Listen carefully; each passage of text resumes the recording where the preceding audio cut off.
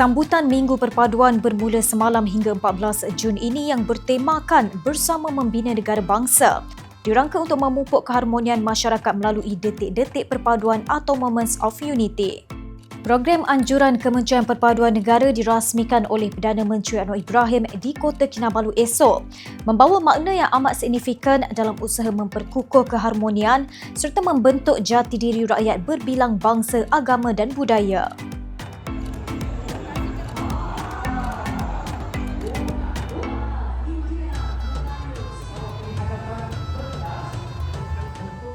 Ia bukan sekadar acara simbolik, sebaliknya menjadi wadah perpaduan dan tapak integrasi baharu yang berkesan sehingga ke peringkat akar umbi.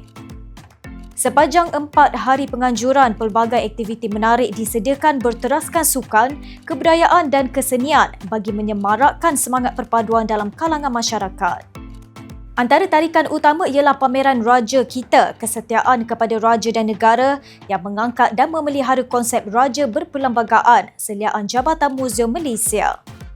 Sementara pameran Rumah Kami iaitu rumah etnik pula mengetengahkan replika rumah tradisional pelbagai kaum dan etnik, memberi pendedahan kepada pengunjung mengenai identiti, pakaian adat, seni muzik dan adat resam komuniti di Malaysia. Sebanyak 15 etnik bakal ditampilkan iaitu Kadazan, Dusun, Murut, Rungos, Bajau, Bugis, Bidayuh, Orang Ulu, Melanau, Iban, Masyarakat Brunei, Kedayan, Banjar, Ceti dan Portugis. Pengunjung juga berpeluang meninjau dari dekat replika rumah Melayu, rumah Cina, rumah India, rumah Baba Nyonya dan rumah Siam yang syarat dengan aktiviti interaktif. Aktiviti lain turut disediakan termasuk perkhidmatan Perpustakaan Negara Malaysia dan Perpustakaan Negeri Sabah, pameran Petrosains, Free Play e-sport dan banyak lagi. Haili Izzati, FMT.